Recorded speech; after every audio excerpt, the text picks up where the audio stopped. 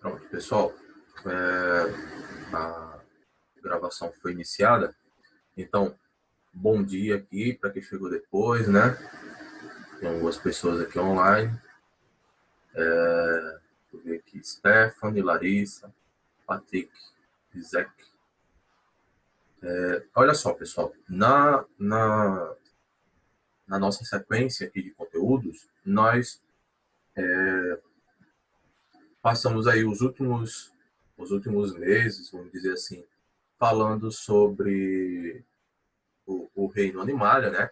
Nós conversamos sobre invertebrados, vimos aí 8 filos dentro dos invertebrados, né? E um filo aí representando os cordados, que é o filo dos cordados, né? Nós temos aí as últimas semanas falando sobre esse filo, dividindo aí em 5 classes.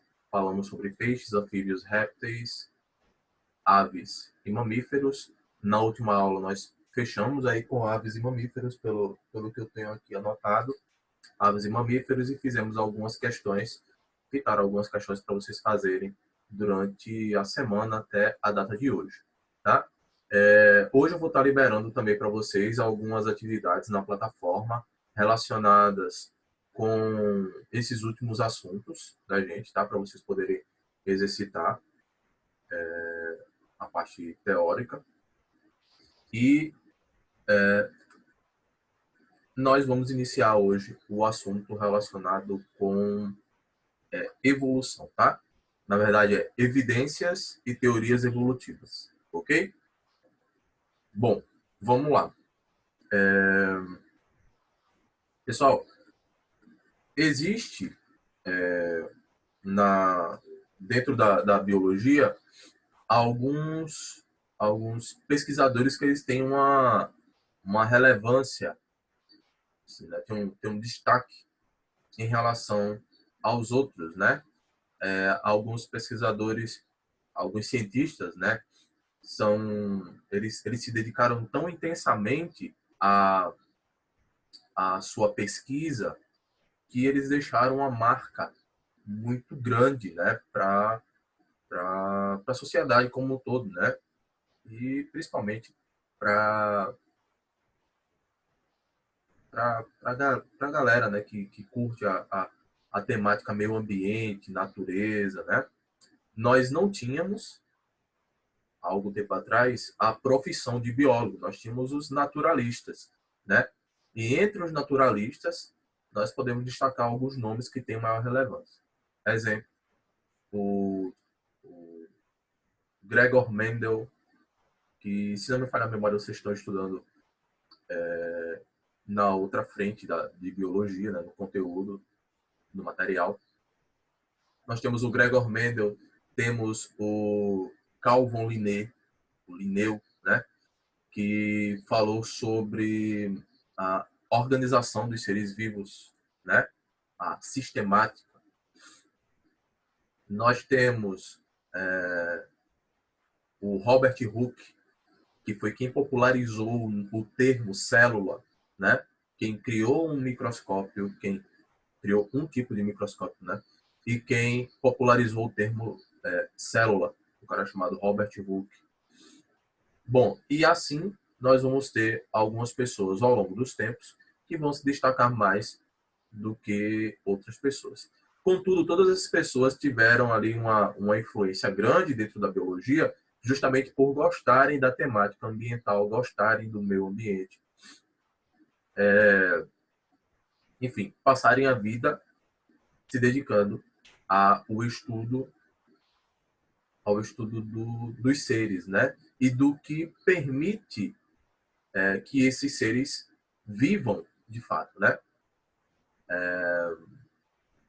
Enfim, entre todos, pode ser que o Charles Darwin seja o mais conhecido, né? Você falar sobre biologia, muitas vezes a pessoa já associa ao legado do Darwin, né? E sobre o que o Darwin falou? O Darwin falou sobre relações entre os seres vivos.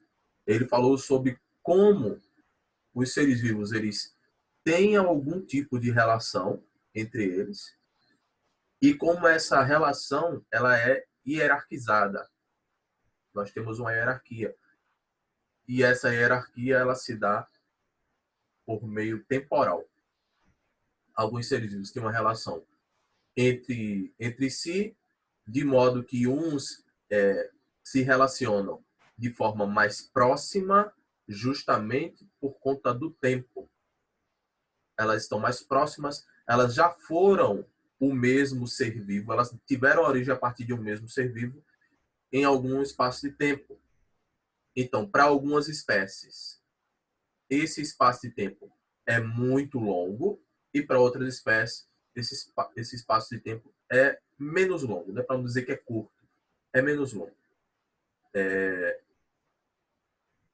Simplificando, nós teremos, a partir do Darwin, explicações sobre como as espécies evoluem, como elas se modificam com o passar do tempo e qual a relação que elas desenvolvem, né, nesse contexto. Beleza.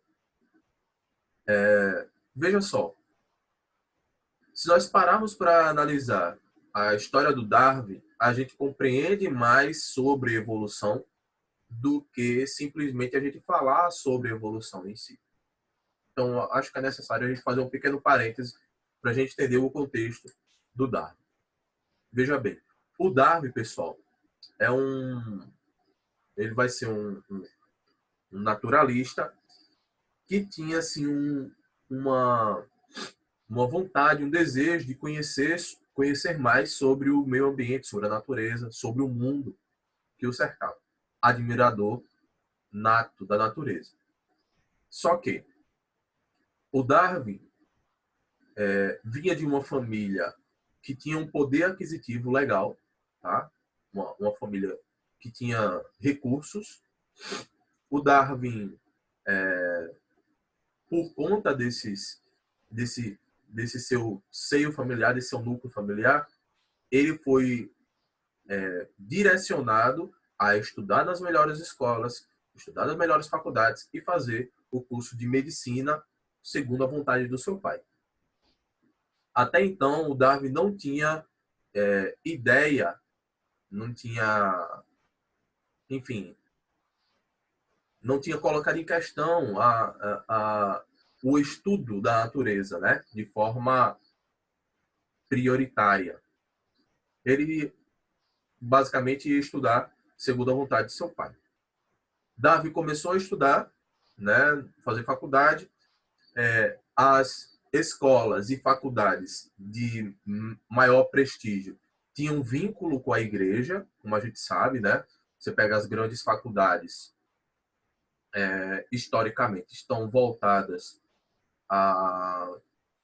ao domínio eclesiástico. Então, você tem um exemplo claro disso, é a Universidade de Harvard, né, onde você tem o John Harvard como um pastor congregacional. Então, a faculdade de Harvard, uma faculdade protestante, e assim você vai ter outras, inclusive nos nossos tempos. Nós temos a PUC, né, Pontífica Universidade Católica, que é de origem apostólica romana, mas temos também a Mackenzie, o Instituto Mackenzie, a Universidade Mackenzie, que é voltada à igreja protestante. Então, nós temos aí núcleos de estudo vinculados à igreja. O Darwin vai, segundo a vontade do seu pai, vai estudar numa universidade, universidade de matriz cristã, uma universidade confessional, estudar medicina, né? Mas, quando você estuda no instituto confessional, você estuda também a matriz curricular confessional, ou seja, o Darwin, à medida que vai estudando disciplinas voltadas à medicina, também estuda disciplinas voltadas à teologia. Isso é padrão. Todas as universidades confessionais lhe formam também com esse cunho religioso. Então, Darwin vai aprofundando seus estudos, enfim. Só que chega um determinado ponto que o Darwin ele se entristece, ele se desmotiva em continuar seus estudos relacionados com a medicina, já que o seu coração batia, vamos dizer assim, fortemente para os estudos, direcionado aos estudos do meio ambiente, da natureza. O Davi chega para o seu pai, conversa com ele, diz que vai deixar os estudos porque ele quer estudar outras coisas. O pai do Davi fica muito decepcionado, fica triste, fica também aperreado, e ele conversa com o Darwin e chega a um acordo com o Darwin. Diz assim, Darwin, você vai escolha algo que você quer, enfim, mas termine seus estudos, escolha aí um presente, eu lhe dou e tal. Vamos fazer essa troca. Termine seus estudos, vai pegar mal para a nossa família, tal, alguma coisa assim. E o Darwin, enfim, meio sem ainda entender aquele contexto, diz assim, eu quero fazer uma viagem, eu quero conhecer o mundo, eu quero, enfim, eu quero viajar. Aí o pai concorda com ele, diz assim, quando você chegar da viagem, você termina a sua faculdade, a gente faz esse acordo, e o Darwin concordou. E imagina a cena, o Darwin e o pai dele, né, chegando lá no porto e perguntando ali, conversando com as pessoas, com os comandantes das embarcações, para saber quem é que poderia levar o filho dele, né, de forma segura, a fazer essa viagem, para que, ao seu retorno, o Darwin concluísse seus estudos. Então, uma das embarcações concordou em levar o Darwin, né, a embarcação chamada Beagle. O Darwin sobe na embarcação, o pai do Darwin paga uma quantia de dinheiro, concordando que na volta o restante do dinheiro fosse pago, contanto que o Darwin chegasse são, chegasse, enfim, sem avarias, né? Então, o pai do Darwin, ele conversou com o comandante e falou, vocês têm que cuidar dele, né? Com a vida de vocês e tal. Quando chegar aqui, eu dou o restante do dinheiro. Não ia custar nada à embarcação, né? Um tripulante a mais e tal, mas iria ser pago tudo. Então, o Darwin subiu a embarcação e eles partiram. O Beagle era um navio mercante, ia comerciando, então ele ia passando por alguns lugares ao redor do mundo que pudessem lhe conferir algum custeio, né? Algum recurso, especiarias e tal. O Darwin, à medida que ele vai saindo, vai chegando nos lugares diferentes, ele vai escrevendo sobre o que vê, né? Isso relacionado com natureza. Então, os recursos naturais que o Darwin considera que são importantes são registrados em seu caderno, né, de anotações. E um dos pontos mais interessantes é que Darwin ia observando espécies que seriam assim semelhantes, outras nem tanto, observando características específicas entre indivíduos que são de lugares diferentes, mas que têm as mesmas características, ou de indivíduos que estão no mesmo contexto, na mesma região, mas são bem distintos entre si. Inclusive em organismos que, apesar de estarem numa mesma região, estão em ilhas diferentes, né? Ou indivíduos que são muito parecidos, mas por um aspecto diferente, eles se distinguem, né? Eles entram em contrastes e muitas vezes eles estão separados por uma barreira geográfica, que pode ser o mar, pode ser um rio, pode ser serras, montanhas. Então, Darwin foi observando essas coisas, esses pontos, e foi escrevendo em seu caderno. O navio vai seguindo, inclusive o Darwin visitou o arquipélago de Galápagos. O Darwin visitou o Brasil, visitou Salvador, visitou Rio de Janeiro, né? E, enfim, o Darwin viajou a bordo da Beagle durante mais de 4 anos. Tá? Então, a viagem dele durou muito tempo. O Darwin regressa com a cabeça totalmente diferente. O Darwin que sai é muito diferente do Darwin que chega, né, lá no mesmo porto. Quando o Darwin chega, ele chega com o seu arcabouço teórico repleto de informações, né, prontas para serem escritas de forma a publicizar tudo que ele compreendeu em sua viagem, né? Publicar algo, né? Um livro. E quando o Darwin chega, a sua família o abraça, mas se, se surpreende ao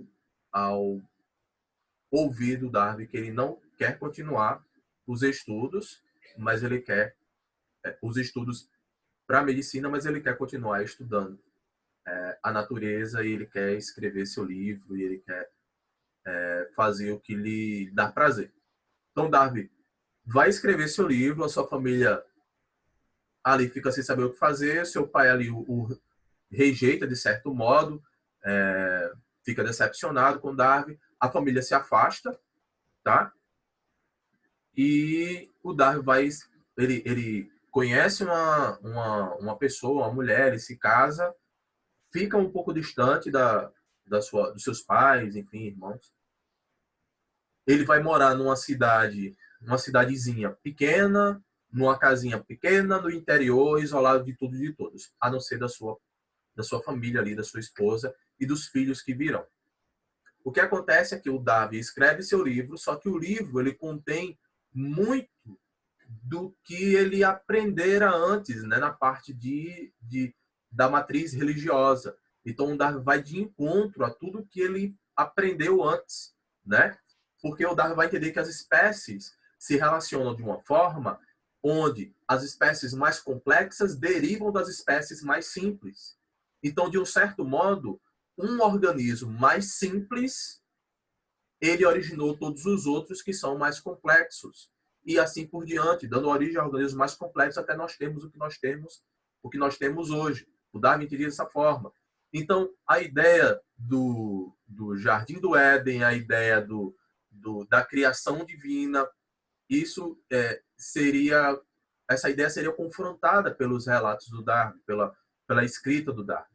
Então, a universidade também, quando o Darwin publiciza, né, seus dados, a universidade também, em sua maior parte, rejeita suas explicações e o Darwin se vê totalmente isolado. O Darwin continua seus escritos, sendo considerado, vamos dizer assim, um fanático, né, antirreligioso. O Darwin continua seus escritos.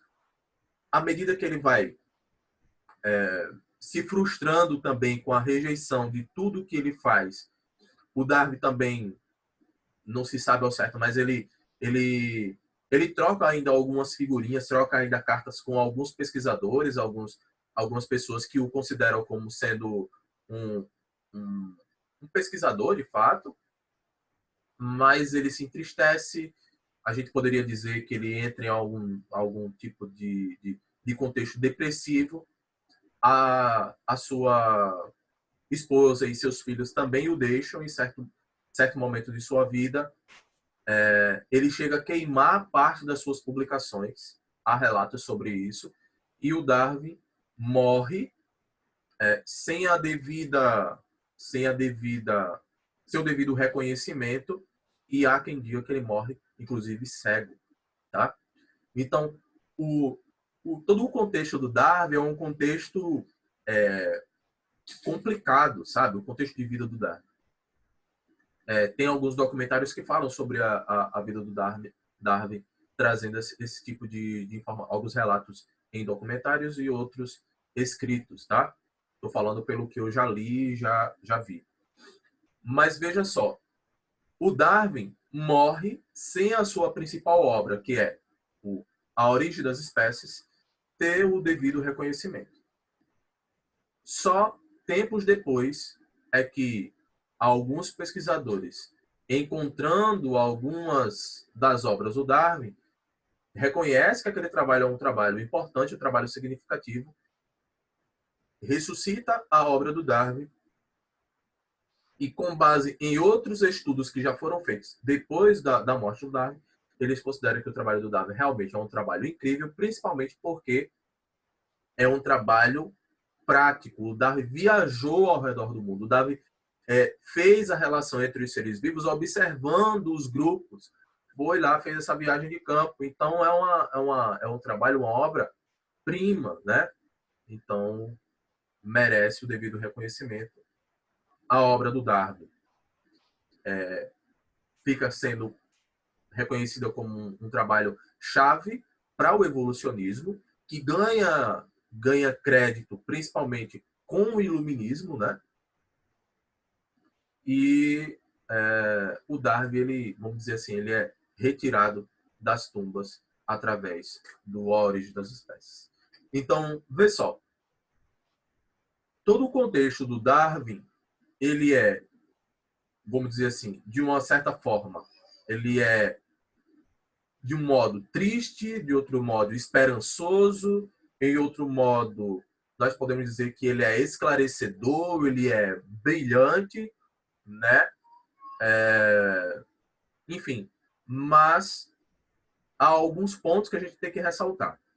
Quando Darwin escreveu sobre evolução, um dos tópicos que ele havia de escrever ali era sobre a seleção natural, tá?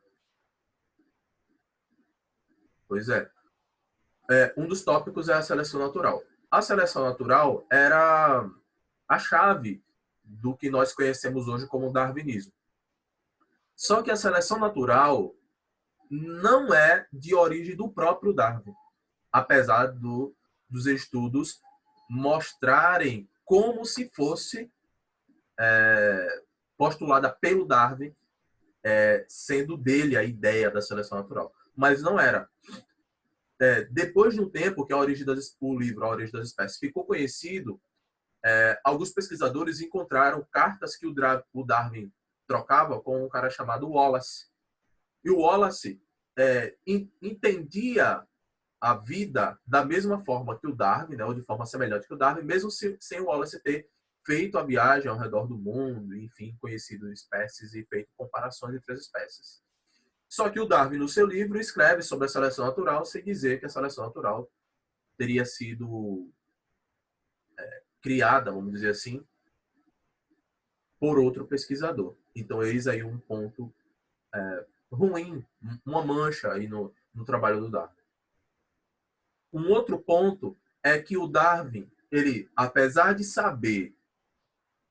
entender que as espécies evoluíam e as características iam passando de geração para geração, ele não sabia dizer a origem dessas características. Tá entendendo? Ele não sabia dizer como uma característica se origina. Ele não sabia dizer isso. Então, isso era uma lacuna também nos seus relatos. Isso só veio poder ser preenchido, essas lacunas sobre a origem das características, só veio poder ser preenchida, né? Ou só vieram a ser preenchidas essas lacunas sobre as origens das características com os trabalhos do Mendel, tá? O Mendel e o Darwin são mais os trabalhos do Mendel são um pouquinho depois do Darwin, né? Tá? Em 1890 por aí. Os trabalhos do Darwin morreu em 1880 e alguma coisa, se não me falha a memória. Então, os trabalhos do Mendel, eles vieram um pouquinho depois.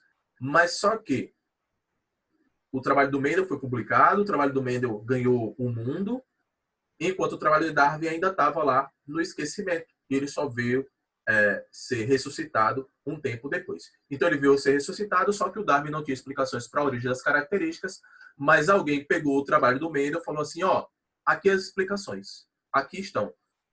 Como é que as características se originam? A partir do DNA, a partir do material genético, existem mecanismos de tradução, transcrição, replicação, enfim, fabricação de proteínas, manifestação das características e tal.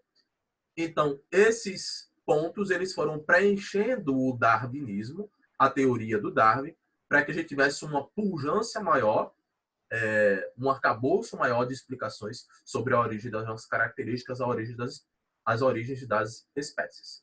Daí, publica-se uma nova teoria que é uma teoria mais recente, né? A partir do darwinismo, que é o neodarwinismo, que nada mais é do que a junção do darwinismo com a genética, tá? Então você faz a junção e você tem aí o neodarwinismo trazendo ali mais informações sobre as origens das espécies. Dá para entender mais ou menos agora? Antes do darwinismo, só uma ressalva, o que é que nós tínhamos? Nós tínhamos, de início, o fixismo.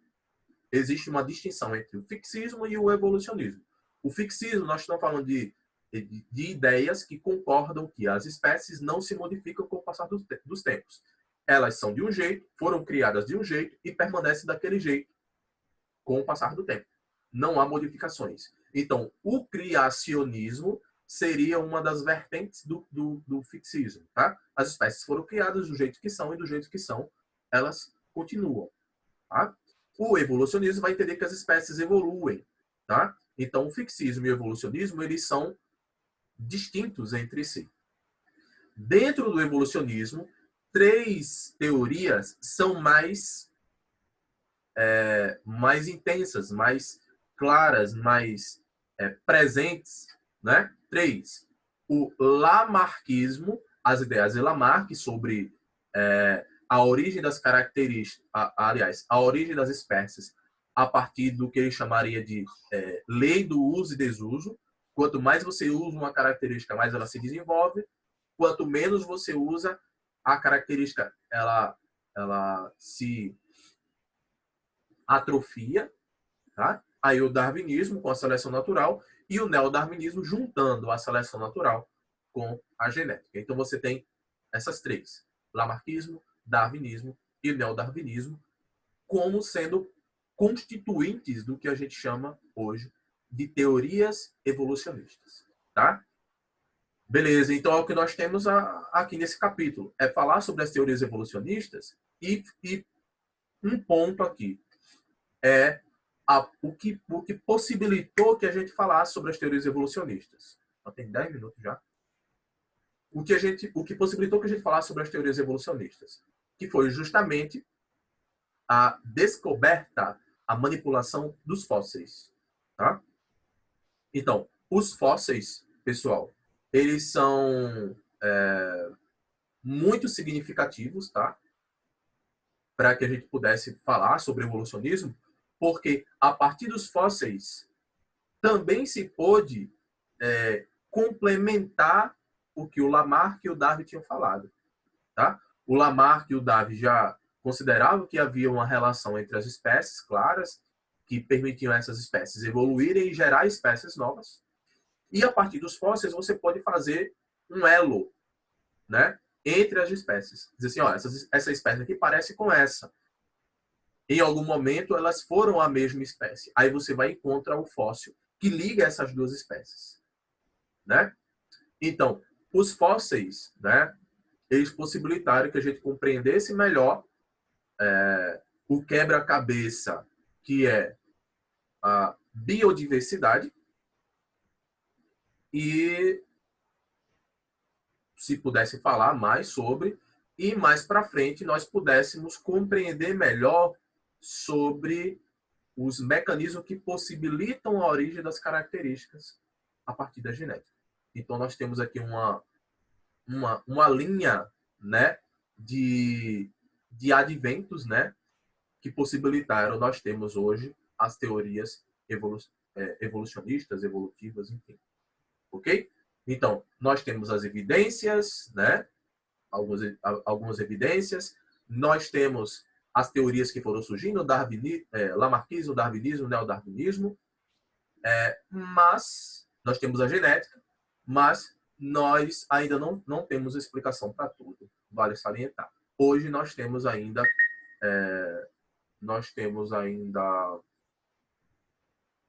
mecanismos que ainda não conseguimos explicar, nós temos ainda pontos que ainda não têm evidência suficiente para nós podermos dizer se isso aqui de fato aconteceu, né? Mas nós temos também muitas informações, muitos dados que nos permitem continuar dialogando sobre tudo que está relacionado com a evolução, tá? Por um lado, a gente não vai ter lei ainda em relação à evolução, a gente não tem lei, de assim, olha, isso aqui é fato, isso aqui aconteceu, né?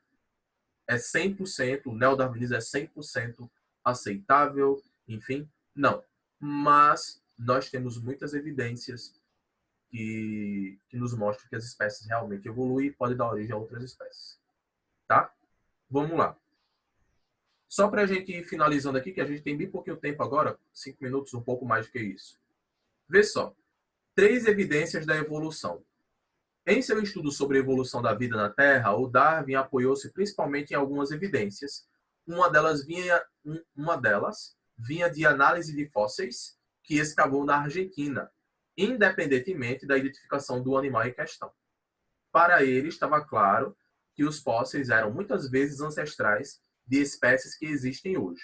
Então, Darwin já procurava fazer essa relação entre as espécies e ele enxergou nos fósseis a possibilidade de amarrar essas relações. Outras evidências vinham dos embriões. Darwin ficou impressionado com as grandes semelhanças entre embriões de alguns animais, apesar de eles assumirem formas completamente diferentes quando adultos.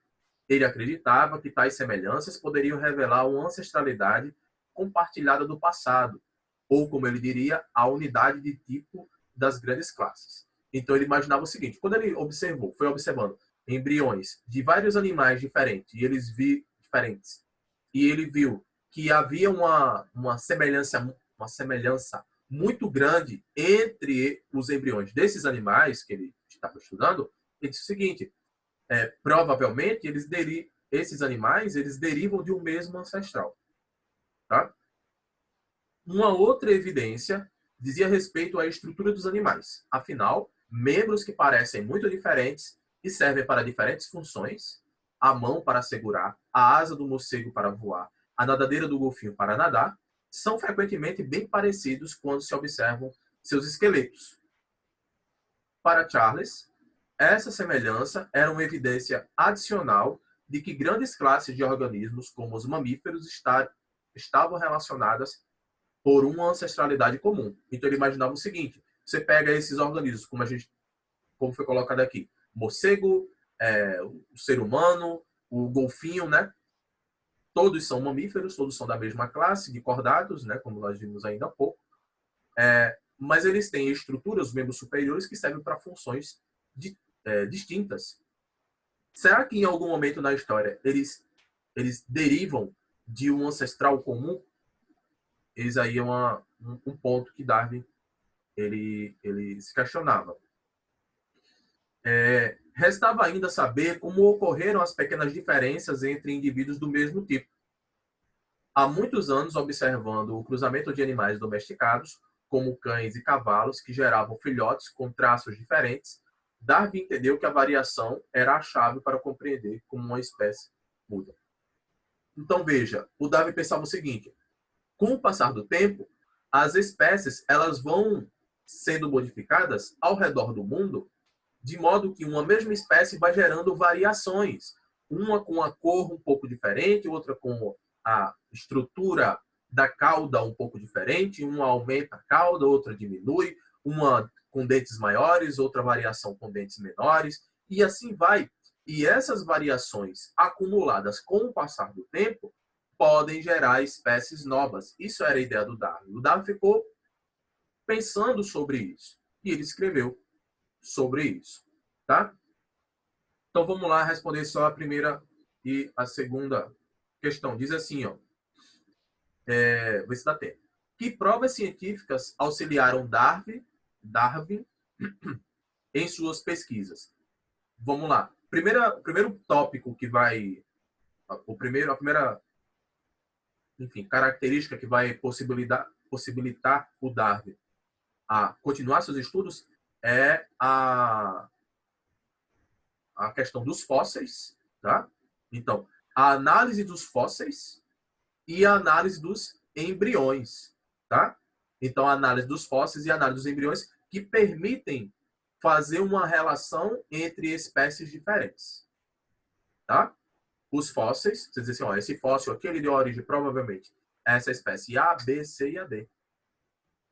Então, a análise dos fósseis e a análise dos embriões. Esses embriões todos são semelhantes. Então, será que eles não tiveram o mesmo ancestral em algum momento da história? Então, seria a segunda prova científica, né? Eu costumo não usar muito esse termo aqui, prova, né? Porque se fosse prova, de fato, isso aqui é uma prova da relação entre as espécies. Estaria tudo explicado, a gente precisaria estar conversando mais sobre isso. Não estaria um diálogo aberto. Mas seria um tipo de evidência, tá? Um tipo de evidência de que as espécies têm algum tipo de relação. A segunda questão diz assim, apesar de Darwin ser um grande observador, por que você acha que ele não conseguia explicar as diferenças existentes entre os seres vivos? Ele não conseguia explicar as diferenças que existiam entre os seres vivos, porque no tempo dele, as informações genéticas ainda não existiam. Tá? No tempo do Darwin, no tempo das explicações do Darwin, as ideias sobre genética ainda não havia sido publicadas. Ok? Basicamente é isso. Beleza? Pessoal, falta menos de um minuto, nós vamos ficar por aqui hoje. E na próxima, nós continuamos a falar sobre as histórias do Darwin, genética, falando sobre evolução e traçar bem direitinho cada uma das teorias, né? Lamarckismo, darwinismo, neodarwinismo. Até a próxima. Abração. Tchau, tchau.